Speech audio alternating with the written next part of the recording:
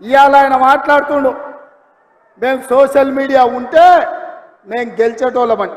అరే సన్నాసోడా, ఉన్న టీవీలన్నీ సుట్టపొల్లవే కదరా.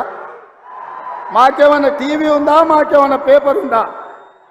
మా అయ్య చూపించుకోవడానికి ఏమన్నా టీవీ ఇచ్చిండా, రాసుకోవడానికి ఏమన్నా పేపర్ ఇచ్చిండా, సొల్లువాగుడు వాగడానికి మాకేమన్నా మైకులు ఇచ్చిండా, సాయంత్రం పూట సేద తీయడానికి జూబ్లీహిల్స్లో సినిమా వాళ్ళ గెస్ట్ హౌస్లు ఏమన్నా మాకు ఇచ్చిండా?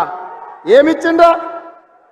మా కార్యకర్తలు కష్టపడితే, మా కార్యకర్తలు నిలబడి కొట్లాడితే మాకు ఇవాళ ఈ అధికారం వచ్చింది.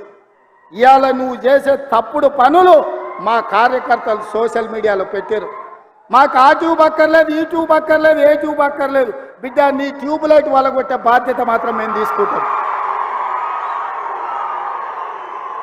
ఆయన చివరికి దివాలా చెడి యూట్యూబ్ ఛానల్ పెట్టుకుంటామంటుండు. అట్లనే కృష్ణానగర్లో ఏదైనా బ్రోకర్ దందా కూడా పెట్టుకో. అది ఇది రెండు కలిస్తే బాగానే నడుస్తుంది నీ వ్యాపారం. ఇప్పటికి కూడా సిగ్గురాలే. వాళ్ళ కుటుంబం తోసుకుంటే తెలంగాణ ప్రజలు చెప్పు తీసుకొని కొట్టినరు అనే సంగతి ఆయనకు అర్థం కాలే. 10 ఏళ్ళు అడవి పందుల్లాక చెరుకు తోట మీద పడి అడవి పందులు తిన్నట్టు మా వికారాబాద్ పరిధి తాండూరు ప్రాంతంలో పల్లి చేను వేసుకుంటే అడవి పందులు రాత్రిపూట చేను మీద పడితే ఆ పంట కాపాడుకోనికి మా రైతులు కరెంటు తీగలు పెట్టి కాపాడుకుంటారు.